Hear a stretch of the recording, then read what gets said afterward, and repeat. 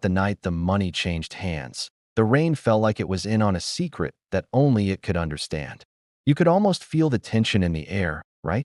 Lagos was restless, wrapped up in the hum of generators and the distant wails of sirens that seemed to echo through the night, like a soundtrack to a city that never really sleeps. Inside the high walls of the Adebayo estate in Ikoyi, the air smelled of polished marble, imported lilies, and something colder, fear dressed up as control. Amaka stood at the iron gate, one hand cradling her swollen belly, the other clutching a nylon bag that held everything she owned. Her slippers squelched in the puddles, and the thin fabric of her dress clung to her skin, making her feel vulnerable and exposed. She had worked in this house for 3 years, pouring her heart into scrubbing its floors, washing its curtains, and folding the Billionaire's silk blouses. She had memorized the rhythm of its silence, a silence that now felt louder than any shout. Then, out of the darkness, a black SUV rolled to a stop in front of her, tires slicing through the puddles like they were cutting through her hopes. The driver stepped out, umbrella in hand, and opened the back door without a glance in her direction. But she didn't need to see who was inside, she knew. The manicured fingers resting on a cane tipped with gold could only belong to one person, Mrs. Victoria Adebayo. Victoria had a way of commanding attention without ever raising her voice. It was like she didn't need to. Her presence alone was enough to silence a room. "Get in," she said, her tone smooth and authoritative. Amaka hesitated, a voice deep inside her begging her to run, to turn around and disappear into the night. But where would she go? The baby kicked, a sharp reminder that there was no turning back, not anymore. With a heavy heart, she stepped into the car, the door closing behind her like a chapter slamming shut. The rain faded away, and just like that, her life began to split into a before and an after. Victoria Adebayo had built her empire on calm decisions and ruthless timing. At 58, she was one of the richest women in Nigeria, a widow who had outlived her husband and outsmarted every competitor in her path. Newspapers labeled her the Iron Matriarch, a name whispered among younger women like a warning. She had a reputation for being unyielding, and Amaka could feel that weight pressing down on her. As Victoria looked at Amaka, it was like she was assessing a stain, annoyed but confident she could be removed. "You know why you're here," she said, her eyes fixed forward, unyielding. Amaka swallowed hard, trying to explain that none of this was part of her plan. But Victoria cut her off smoothly, her voice dripping with indifference. "I don't care about plans, only outcomes." The driver merged onto the road, headlights slicing through the rain, and Amaka's heart raced. Victoria reached into a leather folder and pulled out a stack of documents. Beneath them lay an envelope, thick enough to bend under its own weight. "My son has a future that cannot be interrupted by mistakes," she stated, her tone cold and calculating. Amaka's chest tightened as she whispered that Victoria's son loved her, that he promised to speak to his mother, that everything would be fine. She could almost hear the echo of Cunnell's laughter, the way he had looked at her with those warm, kind eyes, making her feel like she belonged. But Victoria's expression remained unchanged. "He promised many things," Victoria replied, her voice cutting through Amaka's hopes like a knife.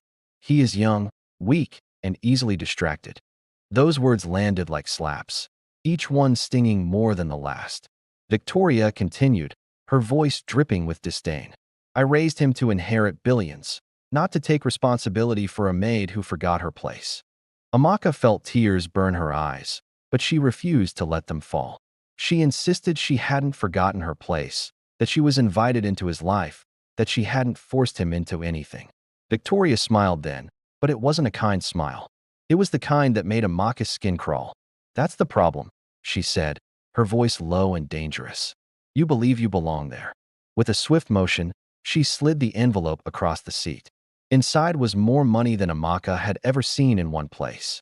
Crisp notes, clean and heavy with possibility. It felt surreal, like a dream she couldn't wake up from. "This money will cover a new apartment, medical care, and enough to start a small business," Victoria explained, her voice smooth as silk. "You will leave Lagos, never contact my son again, and raise the child alone and in silence." The finality of her words hit Amaka like a punch to the gut. Amaka stared at the envelope as if it were alive, her mind racing. What would happen if she refused? Would she have the strength to walk away from it all? Victoria leaned closer, her expensive perfume sharp and invasive. You'll lose your job tonight. Be evicted by morning. Lawyers will ensure you receive nothing from Connell. Not now, not ever. You'll raise the child in poverty, resented by the world and blamed by him. The car slowed near the third mainland bridge, the rain hitting the windshield harder, as if protesting the injustice of it all. Victoria tapped the envelope, her eyes cold and unyielding. This is mercy, she said, her tone almost mocking. Amaka's hands trembled as she thought of her village in Anambra. She pictured her mother's tired eyes, the shame that already waited for her there. She thought of the baby growing inside her, innocent and unaware of the price being placed on his existence. Would Connell ever know? Would he know about his child? Victoria's gaze hardened. No, she said, her voice leaving no room for argument. Neither he nor anyone else will ever know. Amaka closed her eyes, feeling the weight of the world on her shoulders. When she finally took the envelope, it felt like picking up a coffin, heavy with the burden of a life that would never be.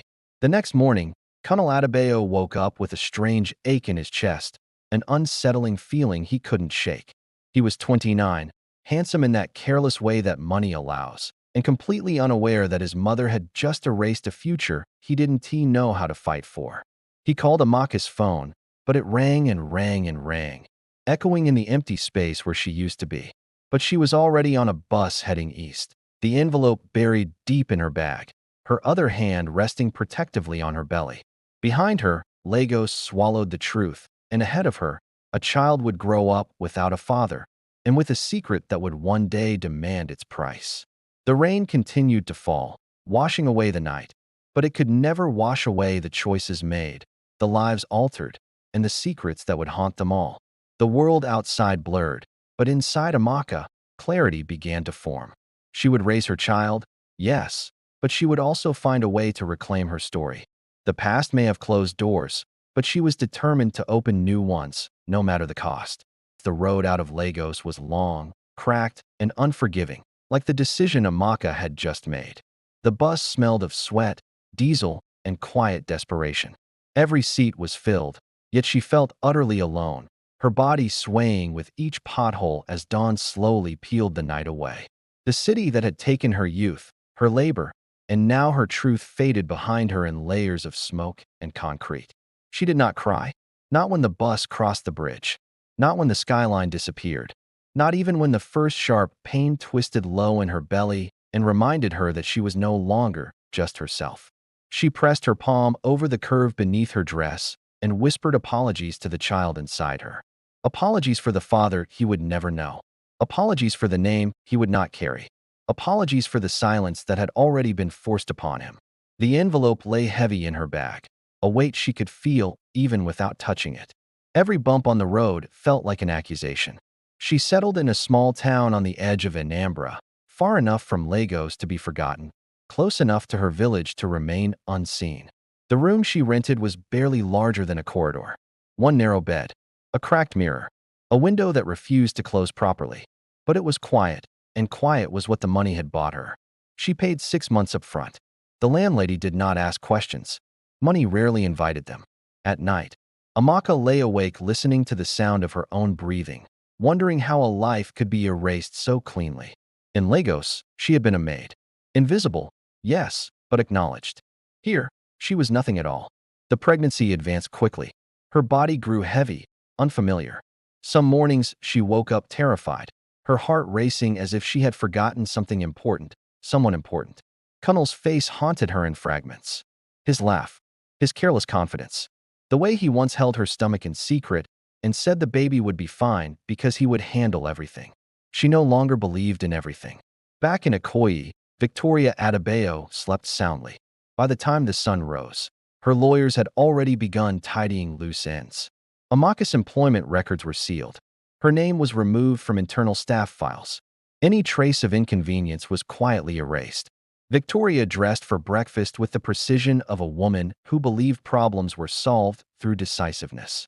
She poured tea, read the financial papers, and approved a merger before noon. To her, the matter was closed. Children born of chaos did not deserve to disrupt legacy. Connell, however, felt the absence like an open wound. He drove to the servants' quarters himself, ignoring the confused looks from security. Amaka's room was empty, her mattress stripped bare. No note, no explanation. The silence unsettled him. He confronted his mother that evening. Victoria listened patiently as he spoke, her expression unreadable. When he finished, she told him calmly that Amaka had stolen from the house and been dismissed. She said it was unfortunate but necessary. Connell knew his mother lied the way other people breathed, with elegance and efficiency. But he also knew challenging her came with consequences he was not prepared to face. He told himself he would find Amaka later. That time was on his side. Time, however, had already been purchased. The labor pains began on a humid afternoon, sharp and merciless. Amaka walked herself to the clinic, one hand gripping her stomach, the other clutching the last clean note from the envelope. The nurses moved quickly when they saw the cash. Hours later, she screamed a name no one heard. When the child arrived, small and furious, the room fell silent. A boy. She wept then, tears soaking the thin mattress as she held him against her chest. He had Connell's nose, Connell's chin. She named him Chakotay. God exists. The irony almost broke her. Raising Chakotay alone stripped Amaka down to her bones. The money disappeared faster than she expected. Hospital bills, rent, food, school fees. She started a small provisions shop as planned, but profit was slow, customers unreliable. Some nights, she ate only once so her son could eat twice. She taught him to be quiet, to not ask questions, to never mention his father. But children sense absence the way animals sense storms. By 7, Chakotay was already asking why other boys had fathers waiting at school gates. Amaka learned to smile through pain. She told him some people loved from far away. In Lagos, Connell's life moved forward on paper. He attended board meetings, appeared at charity events, posed for photographs beside women his mother approved of. Yet at night, he dreamed of a child crying in the rain. He dismissed it as guilt. Victoria watched her son closely, satisfied but alert. Power, she knew, was a thing that must be constantly defended. She believed she had paid enough. She was wrong. Years later, as Chakotay stood at the edge of adolescence with his mother's eyes and his father's ambition, the silence around his birth began to crack. Secrets, like children, grow. And money, no matter how much of it is spent, can never truly buy peace. Chakotay learned early that silence was a language all its own. It was the kind of language that spoke volumes in the pauses before his mother answered certain questions, like when he would ask about his father. You could almost feel the tension in the air, right? It lived in the way she flinched when neighbors spoke too freely, as if their words could cut through the fragile fabric of their lives. And then there was the careful calm she wore like armor, a shield against the past that tried to breathe down their necks. By the time he turned 9, Chakotay had a handle on the invisible rules that shaped his life. Do not ask about your father. Do not linger where people gossip. Do not dream too loudly. It was like he had a secret code to follow, one that kept him safe, but also made him feel like he was missing out on something vital. He was a quiet child, sharp-eyed and observant, soaking in the world around him. Teachers often praised his intelligence and discipline, noting how he absorbed lessons as if he were hungry for more than what was offered. It was like he was trying to fill a void that nobody could see. At home, when the electricity failed, he would read by the flickering light of kerosene, the soft glow illuminating his mother's tired silhouette as she counted coins from the day's sales. There were nights when he caught her watching him, her gaze heavy with something that frightened him. It wasn't anger or disappointment. It was something closer to fear, a fear of what the future might hold for them. On his 10th birthday, everything changed. A boy in school asked him a question that felt like a punch to the gut. Who is your father? The classroom went still, and you could feel the air shift. Kids have this uncanny ability to sense weakness, right? Chakotay felt the heat rise to his ears, and in that moment, he repeated the answer his mother had rehearsed with him. My father works far away. The laughter that followed him home that day was like a shadow that clung to him, haunting his thoughts. That night, Amaka, his mother, held him longer than usual. She whispered sweet reassurances, telling him he was enough, that he was strong. You don't need anyone else to become great, she said, her voice trembling just a bit. But he could hear the cracks in her words, the worry that she was trying so hard to hide. It dawned on him that whatever his father was, He was dangerous enough to be kept in the shadows. Meanwhile, in Lagos, Colonel Adebayo celebrated his 35th birthday, surrounded by a crowd of people who barely knew him. The party was extravagant but felt hollow, like a shiny shell without any substance. Champagne flowed, music pulsed, and his mother stood by his side, regal and composed, soaking in the praise as if it belonged to her. Colonel smiled for the cameras, but inside, he felt nothing, a hollow echo where joy should have been. Later that night, feeling drunk and restless, he found himself sifting through old phone backups. That's when he stumbled upon a Marcus name buried in forgotten files. He stared at it for what felt like an eternity, a wave of nostalgia washing over him. But he didn't call. Deep down, he told himself it was too late, that the distance between them had grown too vast to bridge. Back at the shop, things were tough. The provisions shop struggled under the weight of inflation, and customers often owed more than they could pay. Amaka's hands were permanently cracked from the relentless work, and some nights, she cried silently into her pillow so her son wouldn't hear. Chikwudi noticed anyway. He could sense the weight of her worries, the way her shoulders slumped under the burden of unspoken fears. At 12, he started running errands after school, taking on responsibilities that most kids his age wouldn't even dream of. By 14, he was fixing broken radios for neighbors, earning a little extra cash to help out at home. And at 15, he topped his class and won a local scholarship that covered his secondary school fees. Suddenly, people began to notice him, and that's when Amaka began to panic. She knew that brilliance attracted attention, and attention invited questions, questions that threatened the silence they had so carefully maintained. One evening, Victoria Adebayo, Colonel's mother, was watching the news when a brief segment caught her attention. It featured a rural scholarship program highlighting exceptional students, and one boy stood out, tall, serious, with eyes that looked too familiar. For a moment, something cold brushed against her spine, but she quickly dismissed it. Nigeria was full of children, after all. She had paid for silence, and she intended to keep it that way. On Chikwidi's 17th birthday, he finally broke the rules. He gathered his courage and asked his mother to tell him the truth. Amaka's hands shook as she washed dishes, water spilling onto the floor like her carefully constructed defenses.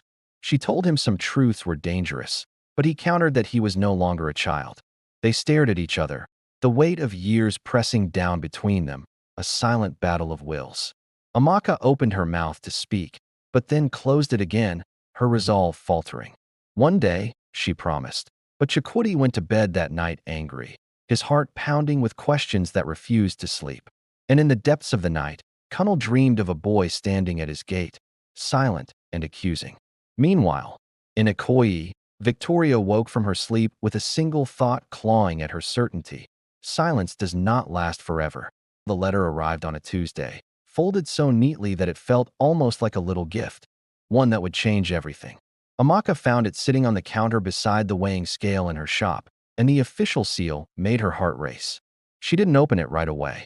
Life had taught her that news that could flip your world upside down often comes wrapped in quiet moments, you know?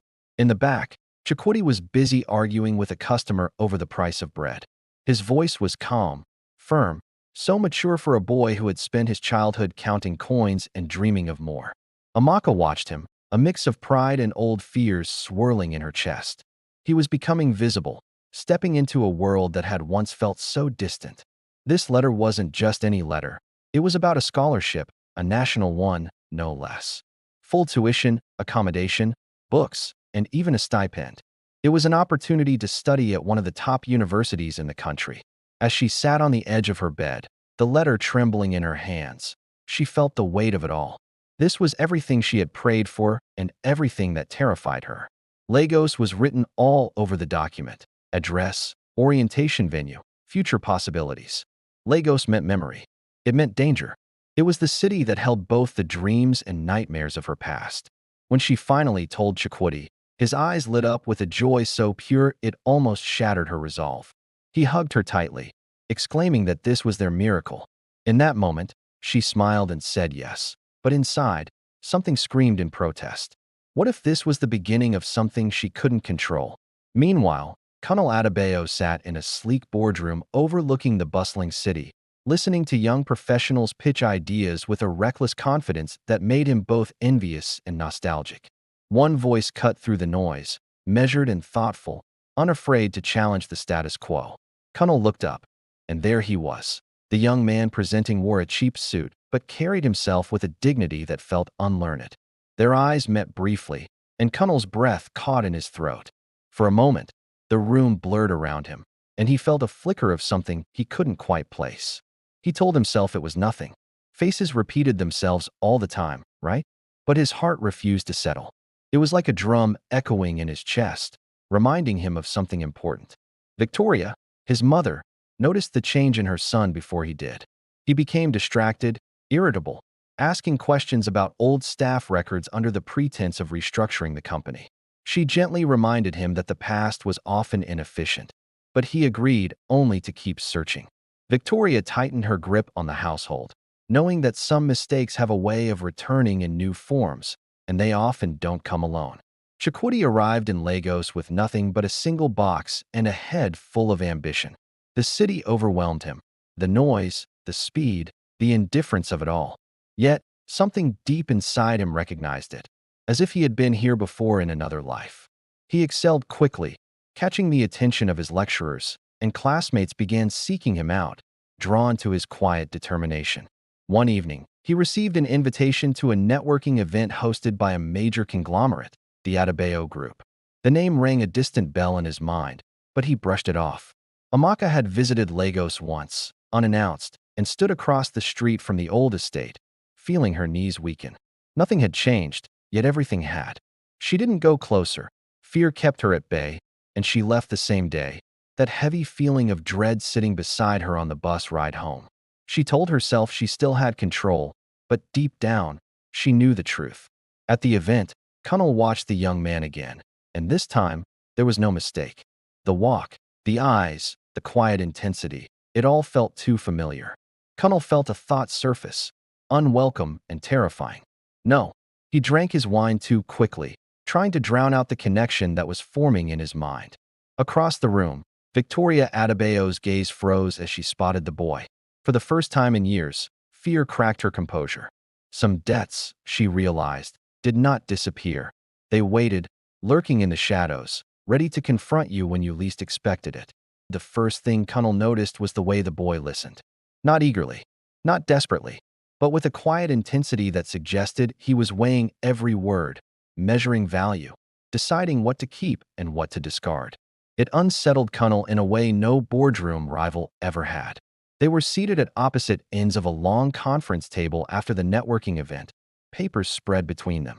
The boy, Chakoti, he later learned, had been invited to stay back after asking a question that exposed a flaw in a proposal none of the senior executives had noticed.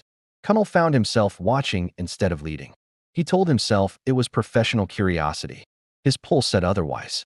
Chakoti had never expected to be noticed. Growing up, he had learned to shrink himself when adults were present, to speak only when necessary, to observe power, not challenge it. But something about Lagos had begun to change him. The city rewarded boldness, even when it punished weakness. When Connell Adebayo addressed him directly, Chakoti felt a strange tightening in his chest. Not fear, recognition. He could not explain it. Victoria Adebayo stood behind a tinted glass wall, watching them. Motherhood had never softened her instincts. If anything, it had sharpened them into weapons. She saw patterns where others saw coincidence. She saw danger where others saw opportunity. And what she saw now terrified her. The resemblance was no longer abstract. It was undeniable. The boy's posture, the set of his jaw when challenged, even the way he held his pen, between thumb and forefinger, angled slightly inward, mirrored Connell at the same age. Victoria's fingers curled around her cane. She had buried this once. She would not let it resurface. That night, Connell could not sleep. He replayed the conversation over and over. The boy's voice echoed in his head, layered with memories Connell did not remember earning. He poured himself a drink he did not finish. At dawn, he did something he had avoided for years. He searched again, not for Amaka, for records. He cross-checked dates, employment rosters, staff exits. One name refused to stay buried. Amaka Okari, dismissed abruptly. No formal charges. No reference. Connell's stomach dropped. In Anambra, Amaka woke with her heart racing. She had dreamed of Lagos again, of iron gates, of envelopes soaked in rain. She called Chikwudi immediately. He answered cheerfully, telling her about an opportunity to intern at a major firm, the Adebayo Group. The world tilted. Amaka sat down hard on the bed. She told him to be careful, to avoid unnecessary attention. He laughed gently and said she worried too much. She did not tell him why. Fear, she had learned, could be inherited. Victoria summoned her lawyers. Discreetly, she asked questions framed as hypotheticals, about non-disclosure agreements, about paternity claims, about reputational containment. They answered efficiently. Money, they reminded her, was persuasive. Victoria nodded, but unease gnawed at her. This was different. The child was no longer a child. Kunal requested a private meeting with Chikwudi under the guise of mentorship. They met at a quiet cafe overlooking the lagoon.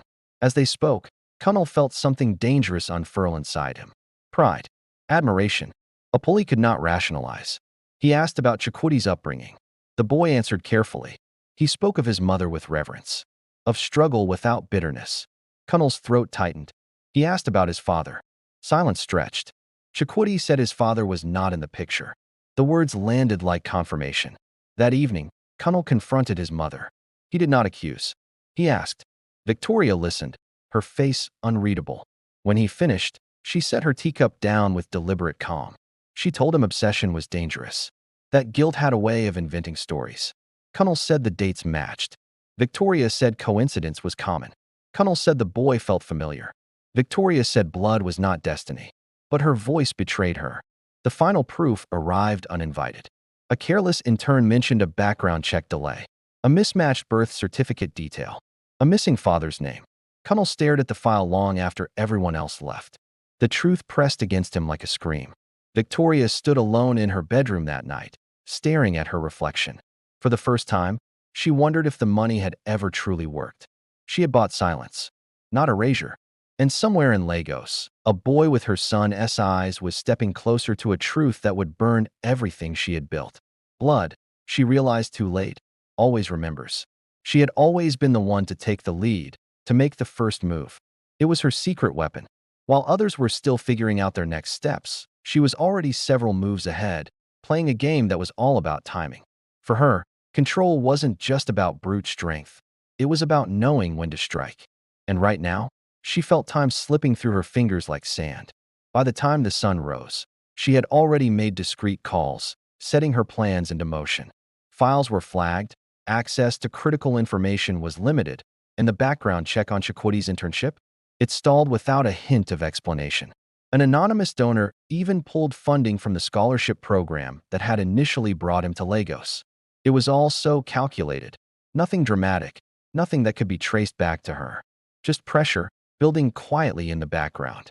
Watching the mechanisms she had honed over decades spring into action, Victoria felt a mix of satisfaction and unease. Everything responded to her will, bending and complying like well-trained soldiers. But this time felt different. This wasn't just about a faceless maid and an unborn child anymore. This was about a young man standing directly in her son's path, and that made it personal. Chikwudi sensed the shift immediately. Calls that used to flow in were suddenly cut off. Emails that had once promised opportunities went unanswered, and meetings he had been looking forward to were postponed indefinitely. What was happening? The internship that had been assured as a mere formality now required additional documentation that felt like an insurmountable barrier. He tried to brush it off as just bureaucracy. Lagos was notorious for its delays, after all. But deep down, he knew something was off. This felt intentional, like a wall was being built right in front of him. Kunal, Victoria's son, was no stranger to the game either. He had spent enough time at the top to recognize when someone was trying to obstruct progress. Systems didn't just grind talented people down by accident. There had to be a hand behind the curtain. He confronted the HR director, but she avoided his gaze, a telltale sign that something was very wrong. When he pressed his mother's chief of staff for answers, he was met with a response wrapped in politeness and evasion, which only solidified his growing suspicion. It was all starting to add up, and he was beginning to see the bigger picture. Meanwhile, in Anambra, Amaka received a call from a Lagos number she didn't recognize. Her heart raced as she answered, recognizing Kunal's voice after so many years. Hearing her name spoken by him felt like reopening a wound she thought she had sewn shut. "How are you?" he asked, and she replied with a curt, "I'm fine." But the heaviness in the air told a different story. When he inquired about the boy, a suffocating silence filled the line. It was a dangerous silence, one that spoke volumes. "I have nothing to say," she finally replied. But Connell pressed on. "I know." And just like that, the line went dead. Amaka sank to the floor, the weight of the moment crashing down on her. The money that had kept her afloat was finally gone. She had thought she could escape her past, but it seemed to be catching up with her in the most painful way. Connell couldn't sleep, either. Memories that had once been mere fragments now rearranged themselves into accusations. Every excuse his mother had ever given him about his father crumbled under the weight of what he now understood. Confronting Victoria again, he stripped away any softness in his tone. "Did you pay Amaka to disappear?" he demanded. And to his surprise, she didn't deny it. "I protected you," she replied coolly, justifying her actions with a twisted sense of love. Love is a weakness when power is at stake. Connell couldn't help but laugh, a bitter, surprised sound that echoed in the room. "You've stolen something from me that money can never replace," he shot back, his voice laced with hurt. For the first time, he saw the cracks in her composed facade. She reminded him of everything she had built, every sacrifice she had made. But he countered, "The lie already has ruined everything." That night, Chikwudi found himself standing on the third mainland bridge, staring into the dark waters below. He felt so small, so insignificant. The city that once promised endless possibilities now felt like it was closing in on him, suffocating him with its quiet cruelty. He called his mother repeatedly, but each ring echoed back unanswered, deepening the fear that settled in his bones. When Amaka finally made her way to Lagos, she headed straight for the estate. The gates looked the same, but she felt different, older, wearier, and burdened by the weight of her past. Security stopped her, confused by the desperation in her eyes. Just then, Connell appeared before they could turn her away. They stood facing each other, years of silence screaming between them, the air thick with unspoken words. She told him the truth, her voice steady but heavy with emotion. Every word felt like a confession, a release of all the pain she had carried. Connell listened intently, absorbing the reality of their shared history. When she finished, he bowed his head, the truth hitting him harder than any blow. Victoria watched from the window, her heart racing. She understood then that this was no longer a situation she could manage. The lie was bleeding out, and blood, once exposed, demanded reckoning. Morning crept in slowly, like Lagos was holding its breath, unsure of what the day would bring. Connell found himself staring out at the sprawling city below, a wave of uncertainty washing over him. For the first time in his adult life, he decided to skip work. Can you believe it? He just turned off his phone, ignored the buzzing notifications, and let the calendar that had dictated his life slip away into the background. It was surreal, like he was finally giving himself permission to pause and just breathe.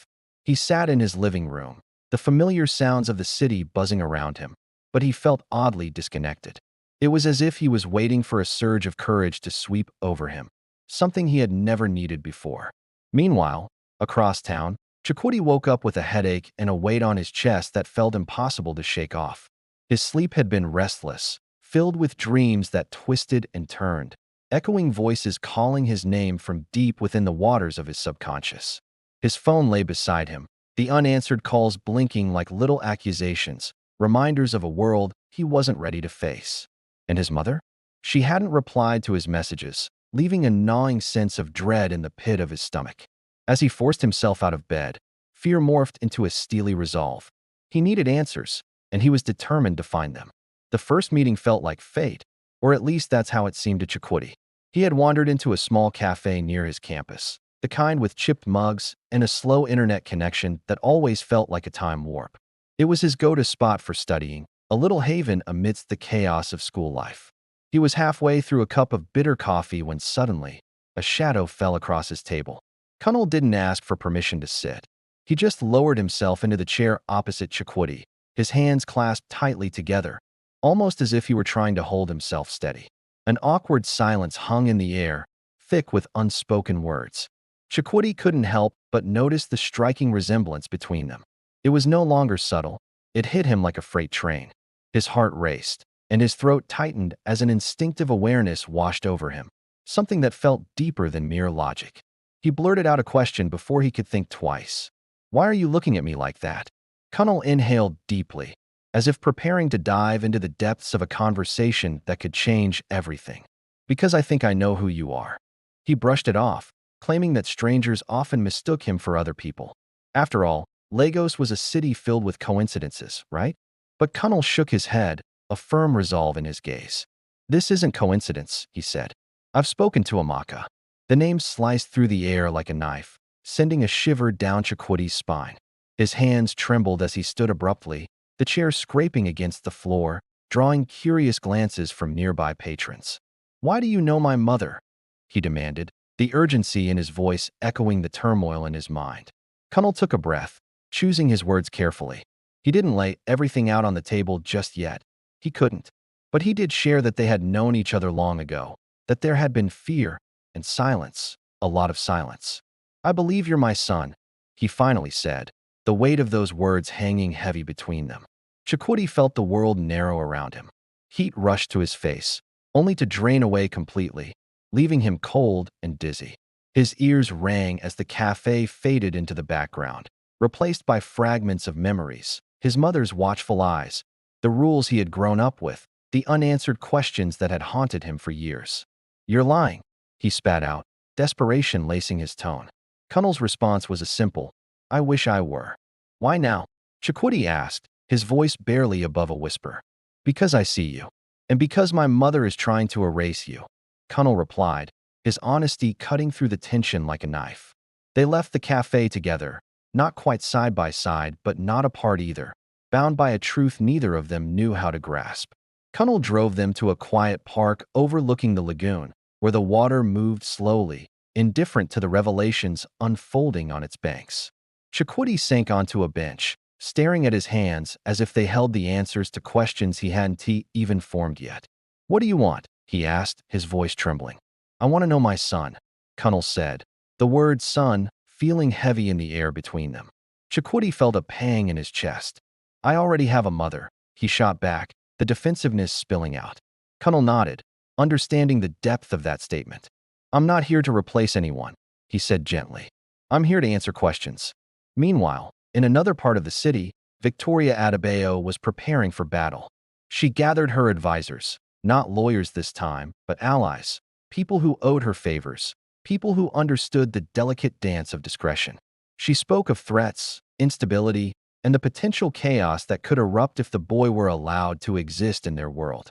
Framing Chikwuti as a risk to the family's reputation, she watched as they listened, some hesitating, others nodding along. But that hesitation unsettled her more than outright resistance. As the afternoon wore on, Amaka arrived at the park, her heart racing as she spotted them from a distance. Father and son. The sight stole her breath away. Chikwuti noticed her first and stood, emotions crashing over him like waves. Anger, relief, betrayal, longing. "Is it true?" he asked, his voice thick with disbelief. Amaka didn't lie. She told him everything. The envelope, the threats, the impossible choice she had been forced to make. Her voice broke as she explained that she had done it all to protect him. Chikwuti listened in silence, absorbing every word without interruption. When she finished, he walked away from both of them, needing space to process the whirlwind of emotions. He didn't go far, stopping by the water's edge, fists clenched, breathing hard. Years of absence pressed down on him, reshaping memories he had trusted for so long. Connell approached cautiously, his expression one of genuine remorse. "I'm sorry," he said, not as a billionaire or a son defending himself against his mother, but as a man who had failed. Chikwuti turned to him, the hurt spilling out. "Where have you been?" Connell hesitated, the weight of the question hanging in the air. "I've been kept away," he finally said, his voice low. "Why didn't you fight harder?" Chikwuti pressed, the anger bubbling to the surface. Some questions had no defense, and Connell didn't answer. As evening fell, Victoria's car pulled up at the edge of the park. She stepped out slowly, her dignity intact, eyes sharp with calculation as she surveyed the scene. The woman she had paid to disappear, the boy who looked too much like her son, and Connell standing between them. This was the moment she realized that money could no longer command the situation. "Chikwudi," she called out, her voice cutting through the tension. He turned, his heart pounding. "You have no claim," she declared, her tone icy. Kunnel stepped forward, a protective instinct kicking in. "You don't decide that anymore," he said firmly. The silence that followed was deafening. For the first time in her life, Victoria Adebayo wasn't the most powerful person in the room. And there, at the center of it all, stood Chikwudi, carrying a name that had finally found its weight, ready to confront the truth of who he was and what that meant for his future. The first headline appeared before dawn, quietly creeping into the world like a whisper. It wasn't dramatic, at least not yet. Just a small blurb in the business section, mentioning a sudden internal dispute at the Adebayo Group. Something about governance and ethics. No names, no juicy details, just a hint of trouble brewing beneath the surface. But Lagos? Oh, Lagos was a city that thrived on the unsaid. People had a knack for reading between the lines, turning mere words into wildfire gossip.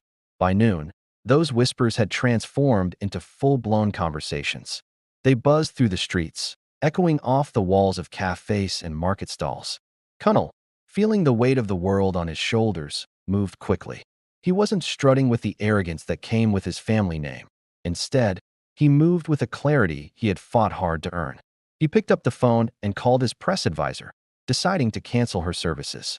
There was no time for half measures.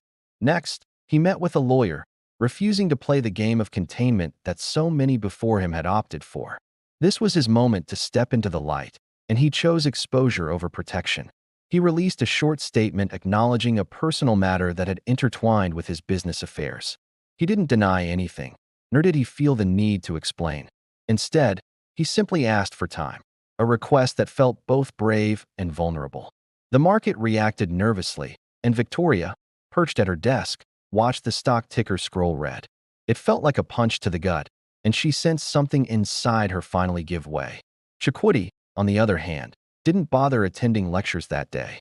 Instead, he wandered the city, absorbing the weight of a truth that had flipped his life upside down overnight. Billboards loomed large above him, traffic screamed past, and people brushed by, completely unaware that his name now floated in the air like a ghost he never wanted to be. He found himself wondering who he was allowed to be in this new reality. Was he just a scholarship student? A billionaire's son? A secret? The labels fought for dominance in his mind, each one more confusing than the last. Amaka, meanwhile, chose to stay indoors. She ignored the calls from neighbors who were starting to connect the dots, their curiosity a gnawing presence. When the radio voices grew too familiar, she turned it off, feeling a chill run down her spine. Her hands shook as she folded clothes that didn't need folding, each crease a reminder of the life she had tried so hard to hide. Years spent in the shadows, and now, with the curtain pulled back, she felt unsure how to stand in the light. Victoria, ever the strategist, convened an emergency board meeting. Her voice was steady as she spoke of betrayal, manipulation, and enemies who were ready to exploit weakness. Yet, there was one name she didn't mention, her grandson. Some board members listened intently, while others watched her too closely, their eyes searching for cracks in her armor. Power, she realized, shifted and changed shape when secrets slipped out into the open. The story broke properly on the third day, a slow burn that ignited into a wildfire. A blogger, unafraid of the repercussions, published what mainstream media hesitated to touch. Names, dates, and photos from years ago, grainy, stolen, undeniable evidence of a life that had been hidden away. A pregnant maid, a sealed envelope, a missing father. By evening, the entire country was glued to their screens, watching the drama unfold. Kunnel stood before the cameras, heart pounding, and told the truth. Not all of it, of course, but enough to make an impact. He acknowledged his son and publicly apologized to Amaka, choosing accountability over revenge. The nation reacted with a cocktail of shock, anger, sympathy, and judgment, each emotion swirling in a chaotic dance. Chikwudi watched the broadcast from a small television in his hostel common room. The usual chatter among students fell silent as they absorbed the weight of the moment. Some looked at him with awe, while others shot him glances filled with resentment. It was too much to bear, so he left before anyone could speak, the air thick with unspoken words. That night, Victoria Adebayo sat alone in her study, the house too quiet for comfort. She replayed the past in fragments: the gate, the rain, the envelope. She told herself she had done what was necessary, but for the first time, the justification felt thin, like a thread about to snap. Pouring herself a drink, she took a sip but didn't finish it, the taste bitter on her tongue. Amaka received a message from Chikwudi just before midnight. He said he needed time, and she replied, saying she understood. Love, she knew, sometimes meant stepping back, giving space for healing. As the city fell into a deep slumber, one truth settled heavily across Lagos. Silence had broken, and nothing would ever return to the way it was. The city didn't give Chikwudi a moment to catch his breath. By the morning after the broadcast, his name was everywhere, and he hadn't even asked for it. Screens lit up with wild speculation. Some called him lucky. Others said he was a fraud. A few even called him brave, as if surviving was a choice he made. He stayed holed up in his room, curtains drawn, phone turned face down. He quickly figured out that fame showed up before understanding and lingered long after compassion left the building. What really unsettled him wasn't the noise. A quiet gravity began tugging at his sense of self, promising ease where there had been struggle, access where there had been barriers. He felt it in how quickly administrators suddenly responded to emails, in the polite deference of people who used to ignore him, in the offers that came wrapped as help but smelled a bit like obligation. Privilege, he realized, didn't knock. It just walked right in. Kunal watched his son from a distance. This restraint was tough. Every day, he wanted to reach out, to explain, to make up for the years stolen by silence. But he had learned that some wounds got worse when touched too soon. Instead, he focused on tearing down the structures that had allowed the lies to thrive. He ordered an internal audit that would inevitably expose the quiet favors and sealed files. He met with employees who had been pushed aside and listened without making excuses. The press called it a rebrand. Victoria Adebayo didn't back down. She recalibrated. She invited editors to private dinners and framed the story as a moral lesson twisted by sensationalism. She emphasized philanthropy, legacy, stability. She talked about protecting family from predators looking to gain relevance through scandal. The language was careful. For the first time, people began to question her version of events out loud. The matriarch felt the ground shift beneath her certainty. Amaka returned to Lagos quietly. She moved into a modest apartment arranged by Kunal, far from Ikoyi and even farther from pity. She insisted on paying rent from her own savings, a small act of dignity in a world eager to label her. Neighbors recognized her face from blurry photos online. Some smiled kindly. Others watched with judgment sharpened by envy. Amaka carried it all with the weary grace of a woman who had survived worse. At night, she sat alone and wondered whether she had protected her son or just delayed his pain. The invitation arrived on thick paper, embossed and formal. A family meeting. No press. No lawyers. Just blood. Chikwudi read it twice, feeling his stomach knot. He had avoided Ikoyi since the truth broke, skirting the edges of his new reality without stepping fully into it. Avoidance, he knew, was a form of inheritance too. So he went. The estate gates opened slowly, almost ceremoniously. Nothing had changed, and yet everything had. Victoria waited in the sitting room, came beside her chair, posture immaculate. Kunal stood near the window, hands in pockets, eyes tired but steady. Chikwudi felt suddenly young. Victoria spoke first. She said he was welcome. She didn't apologize. She talked about circumstances and outcomes, about decisions made in different times. She spoke of love twisted by fear and fear sharpened by power. Chikwudi listened without interruption.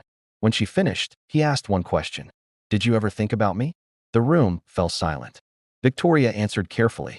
She said she had thought about consequences. The honesty was brutal. Kunal tried to bridge the silence. He spoke of responsibility, of support without strings, of choice. Chikwudi nodded, absorbing words that felt heavy with expectation. Then he stood. He said he didn't want an inheritance. Not yet. He wanted time, space, the chance to become himself without being swallowed by a name he hadn't chosen. Victoria's expression tightened. Kunal said he understood. Outside, the air felt lighter. Chikwudi walked the long driveway alone, the house fading behind him like a chapter he hadn't agreed to read. He realized then that wealth wasn't the fire. Expectation was. The backlash came swiftly. Anonymous tips questioned Chikwudi's academic merit. Old classmates sold stories. A scholarship committee requested reviews. Pressure mounted from all sides. Kunnel offered protection. Chikwudi turned it down. He faced the review panel alone, answered questions plainly, and passed without concessions. The victory was small, but it mattered. Victoria suffered a minor stroke 2 weeks later. The news was brief, clinical, stripped of drama. Chikwudi visited the hospital at dawn. She looked smaller in the bed, power reduced to breath and blinking monitors. She took his hand. For the first time, she asked for forgiveness. He didn't give it. Not yet. He told her forgiveness wasn't a transaction. It needed truth without defense. She closed her eyes. That night, Chikwudi returned to his room and opened his laptop. He wrote, not a statement, a letter to himself. He wrote about hunger and kerosene light, about his mother's hands, about a father learning too late, about a grandmother whose fear had shaped 3 lives. When he finished, he felt something loosen. The inheritance of fire, he realized, wasn't money or power. It was the choice to burn down lies and use the heat to see clearly. Lagos adjusted to the truth the way it always did, quickly, noisily, without mercy. It's like the city has this wild heartbeat that doesn't skip a beat, right? By the end of the week, the scandal had morphed into something tangible, something that everyone could talk about. Analysts were on every channel debating governance like it was the hottest topic in town. Radio hosts moralized with all the zeal of a preacher on Sunday. And social media? Oh boy, it turned pain into content faster than you could say viral. Everyone had an opinion about who deserved what, and almost none of them asked the only question that really mattered. What did the boy want? Chikwudi stopped checking his phone. It was a relief, really. Messages piled up unanswered, classmates buzzing with curiosity, journalists digging for a scoop, distant relatives who suddenly remembered he existed. It was overwhelming. He learned that visibility was another form of vulnerability, and boy, did it hit hard. University officials summoned him for yet another meeting. They spoke carefully, like they were handling something fragile, offering assurances wrapped in policy language. Your scholarship is secure, they said. Your grades speak for themselves. But he could see it in their eyes, the lingering curiosity that had nothing to do with academics. It was like they were peering into his soul, trying to understand him beyond the student ID. He thanked them and left, but as he walked down the hallway, a younger student stared at him with something close to awe. Are you really? He just walked away, feeling a mix of pride and discomfort. Meanwhile, Kunnel was watching the city from his office window, feeling a shift in the air. He knew it no longer belonged to him in the same way. The weight of exposure was heavier than he had anticipated. Truth, once released, didn't behave. It ran wild and unruly. Shareholders pressed for distance. Old allies grew cautious, and deals that once flowed smoothly now stalled. Not canceled, but slowed just enough to signal uncertainty. Kunnel accepted it all with a strange calm, realizing this was the cost of choosing people over power. For the first time, that cost felt worth paying. Victoria Adebayo woke each morning to a body she did not fully recognize.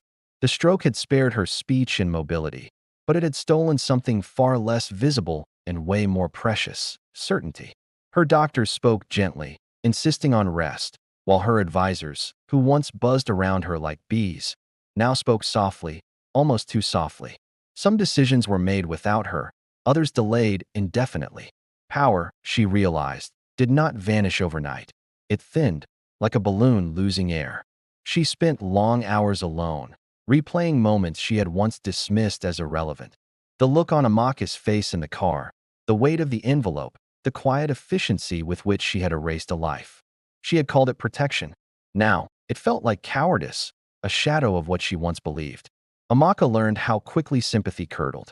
At first, strangers greeted her kindly, offering prayers and unsolicited advice. "You're so brave," they said, as if bravery was something you could wear like a badge. But then came the questions that pierced through her like arrows. Why had she accepted the money? Why had she stayed silent? Society loved victims only as long as they behaved perfectly, and Amaka was learning that the rules were unforgiving. At night, she reminded herself why she had chosen survival over heroism.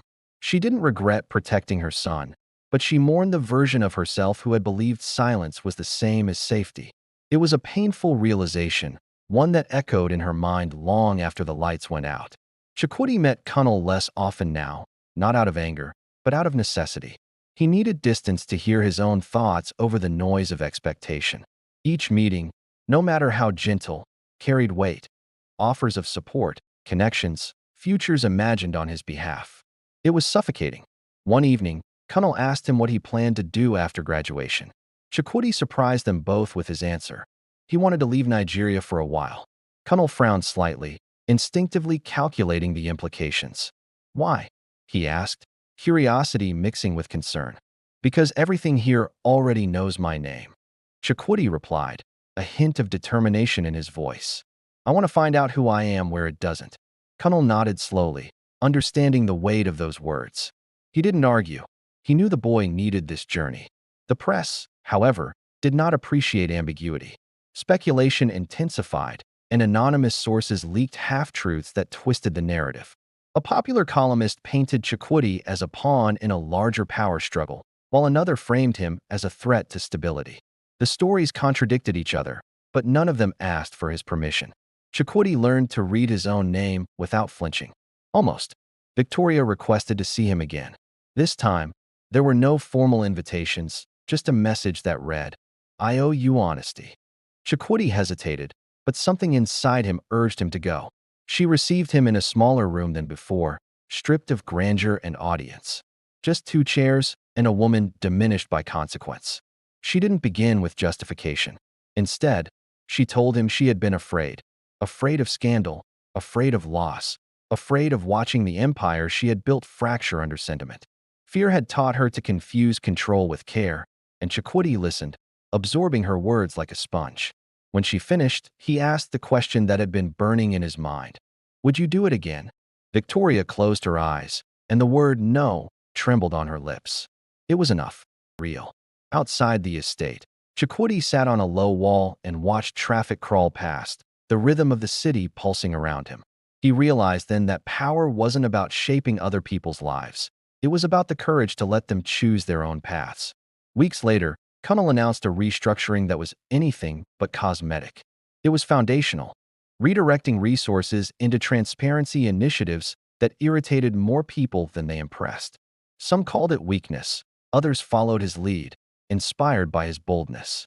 Amaka received a letter from her village council inviting her home for a formal welcome. She cried when she read it, not because she wanted recognition, but because it meant she was no longer hiding. On his last night in Lagos before departure, Chakoti stood on the 3rd mainland bridge again, feeling the wind whip through his hair. This time, he didn't feel small. The city roared beneath him, indifferent as ever, but he understood now that wealth could open doors but not silence questions. Power could shield lies but not outrun truth. And some inheritances? With that thought echoing in his mind, Chakoti felt a sense of freedom washing over him, a new beginning just waiting to unfold. Distance didn't bring Chakoti the peace he was hoping for. You know that feeling when you think escaping your problems will make everything better? Well, he left Lagos quietly, without any big announcements or farewell posts. Honestly, the city barely even noticed he was gone. Scandals, he learned, had a short shelf life. New outrages popped up faster than you could say breaking news, pushing the old ones into the background like yesterday's news. When he arrived in Accra, it felt like a breath of fresh air. He had just 1 suitcase and a scholarship transfer that had nothing to do with his father's name. The salty breeze felt lighter, almost freeing. For the first time in months, no one looked at him twice. You'd think he'd feel completely liberated, right? But instead, he felt unfinished, like a puzzle missing a few key pieces. Forgiveness followed him around like that nagging question you just can't shake off. People often think it's a simple thing, you know? Just acknowledge the truth, and poof, the pain disappears. They act like an apology is like closing a deal with a signature. But Chakoti learned the hard way that forgiveness isn't a door you can just walk through. It's more like a shape, a complex one at that, and he didn't quite know how to step into it yet.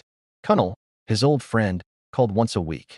He was a rock, never pushing or complaining.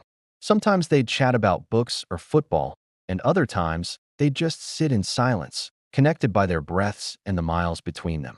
Kunnal was learning patience the hard way. He wanted to fix years of distance and hurt in just a few months, but he resisted that urge. Love, he was discovering, required more patience than proof. Meanwhile, Victoria Adebayo's world was shrinking. A stroke had changed everything for her. Time felt like a blur, and her strength was waning. Meetings that used to energize her now drained her in ways she didn't dare admit out loud. She had ruled with certainty, but now she was left with a jumble of questions that haunted her. Her advisors were talking about legacy planning, succession, and managing her reputation beyond her lifetime. For the first time, she listened without interrupting, taking it all in. At night, she dreamed of rain, a soothing sound that felt so far removed from her reality. Amaka, on the other hand, returned to her village to a reception that took her by surprise. Sure, there were whispers. Nigeria has a long memory, after all. But there was also an overwhelming sense of pride in her resilience. Standing before the elders, she spoke plainly. No excuses, no dramatics. She simply said she had chosen survival, and they nodded in understanding. Sometimes, just surviving is its own form of courage. In Accra, Chukwudi was thriving. Without the shadow of scandal hanging over him, his mind finally settled. His work sharpened, and professors praised his insights, completely unaware of his surname. But even with all this success, something felt oddly hollow. Achievement didn't taste quite right when part of you is still at war with your past. Then came the unexpected invitation, not from Connell, but from Victoria. A handwritten letter, shaky but deliberate. "I do not ask for forgiveness," it read. "I ask for the chance to tell the truth without defense." Chukwudi read it 3 times, letting the words sink in. He didn't rush to respond. Weeks passed, and he found himself grappling with the weight of it all. Victoria's health was declining quietly, without any drama. Hospitals replaced boardrooms, and nurses took the place of her assistants. Power was slipping away from her without so much as a goodbye. She found herself alone with her memories, and that's when regret shifted from a sharp edge to something heavier, something clearer. Finally, Chukwudi returned to Lagos without telling a soul. He went straight to his mother. Amaka didn't ask questions when she saw him at the door. Instead, she held him the way she did when he was small, her hands steady and her love unchanged. He shared the details of the letter with her, and after a long pause, she said forgiveness wasn't owed, but peace was necessary. She assured him that whatever choice he made, she would stand by him. The hospital room smelled of antiseptic and quiet endings. Victoria lay propped up by pillows, thinner than he remembered, her strength now folded inward. When she saw Chukwudi, she didn't pretend to be surprised. "You came," she said simply. He nodded, and they skipped the pleasantries. Victoria began telling her story from the very beginning, not the version she had sold herself, but the truth. She spoke of fear disguised as wisdom, of power mistaken for love. She recounted the moment she chose control over humanity, believing the world rewarded cruelty. "I was wrong," she admitted, her voice heavy with regret. Not strategically, morally. Chukwudi listened without interruption, absorbing every word. When she finished, he asked, "Why are you telling me this now?" "Because I'm running out of time," Victoria replied, her voice barely above a whisper. "And because lies require energy I no longer have." The honesty stripped the room bare, leaving nothing but raw emotion hanging in the air.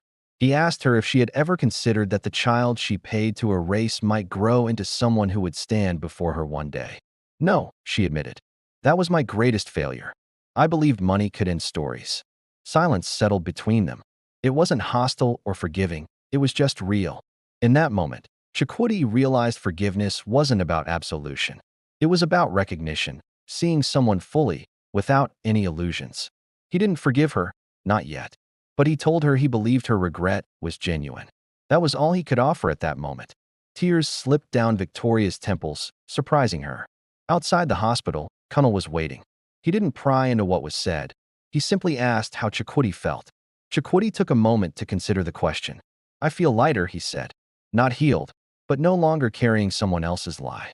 That night, Victoria Adebayo asked for her will to be revised. She removed clauses she had once insisted upon and redirected funds quietly. This wasn't about appeasing the public. It was about correcting something that could still be corrected. Days later, Chukwudi returned to Accra.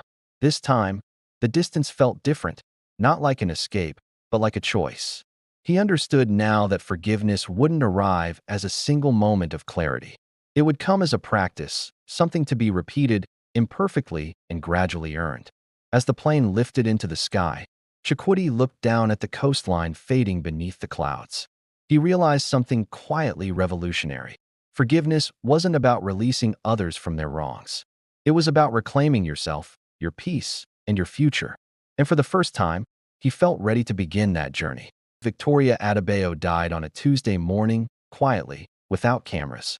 It was a stark contrast to the life she led, filled with drama and public scrutiny. The news hit Lagos before noon, settling over the city like a low, collective breath, heavy with the weight of her legacy. Radio presenters lowered their voices, as if speaking too loudly would disturb the memory of the woman who had shaped so many lives. Newspapers scrambled to prepare special editions, headlines screaming of her impact, while social media erupted, splitting itself between praise and indictment. People were quick to label her a titan who had fallen, but the truth was far more complex. In that small hospital room where it happened, there was no drama, no last-minute revelations or tearful farewells. Just a woman who had run out of time, lying still, surrounded by the sterile hum of machines that had once monitored her every breath. Connell stood beside the bed when the machines went still, feeling a wave of grief wash over him. But it wasn't the kind he had expected. There was no shock, no rage, no unfinished shouting, just a deep, quiet sadness for a mother he had loved and feared in equal measure. Her last request had been simple but profound: tell the truth. Not to the press, but to the family. This request echoed in his mind, urging him to reflect on the complexities of their relationship and the legacy she left behind. Chikwudi returned to Lagos for the funeral, stepping into the spotlight once more. This time, he did not hide. He wore a plain black suit, carrying himself without apology, determined to face whatever came his way. The city watched him arrive at the cathedral, cameras flashing like fireflies, whispers following him like shadows. Billionaire's son, illegitimate, victim, opportunist. None of those names fit him, yet they clung to him like a second skin. Amaka sat 3 rows behind him, a quiet strength radiating from her. She did not seek attention. She did not lower her head in shame. She simply existed unapologetically. For years, that existence had been denied her, overshadowed by the chaos of Victoria's life. The funeral was grand, as expected.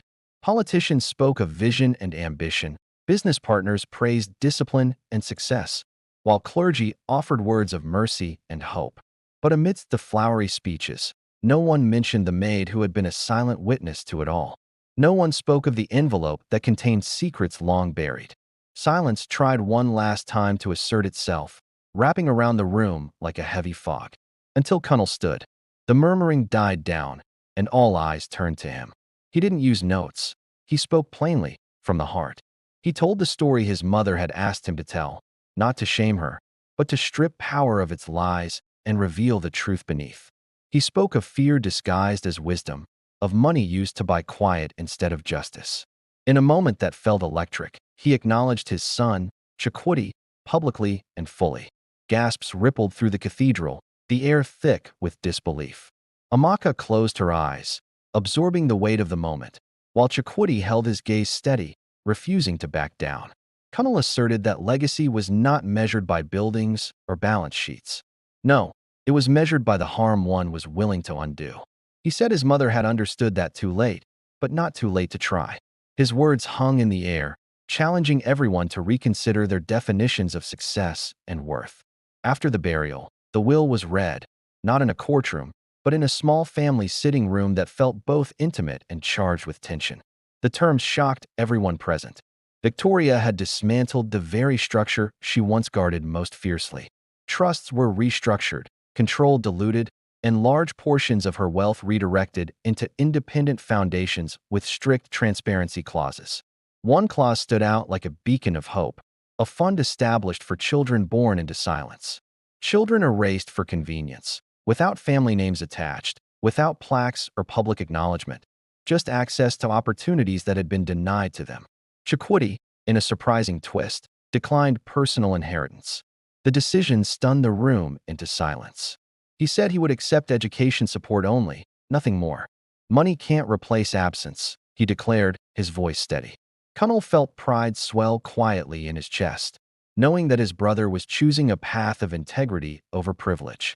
Amaka returned to her village weeks later, this time not as a shadow of someone else's story, but as a woman with her own. She was welcomed back with open arms, no longer whispered about in hushed tones. She reopened her shop, expanded it, and employed other women who carried stories like hers. She spoke openly now, not with bitterness but with honesty, sharing her journey and encouraging others to do the same. Kunnel stepped away from public life, not in disgrace, but by choice. He remained wealthy and influential, but quieter. He learned how to be a father without the spectacle, navigating the ups and downs of parenthood. Sometimes he succeeded, and sometimes he failed, but he kept trying, determined to be present for his children. Chukwudi returned to Accra to finish his studies, graduating without scandal, without borrowed power. He did it all on his own terms, carving out a future that was authentically his. When asked in an interview about his famous family, he answered simply, "I come from a woman who refused to disappear." Years later, Lagos barely remembered the scandal. But in classrooms funded by quiet money, in clinics built without donor names, and in opportunities given without strings attached, the consequences endured, not as punishment, but as correction. On a rainy evening much like the one that had begun everything, Chukwudi stood at a gate in Ikoyi. The estate was smaller now, quieter, a reflection of the changes that had taken place. He did not go in, he did not need to. He understood finally that inheritance was not what was handed down. It was what was refused, what was rebuilt, and what remained when power failed. The rain fell softly, washing away the remnants of the past. This time, it did not feel like a secret, it felt like release. Every story carries a question. Tonight's is simple. If no one was watching, who would you be? Like, share, and subscribe, and tell us your thoughts in the comments. This is Tales of the Hinterland, where the quiet stories speak the loudest.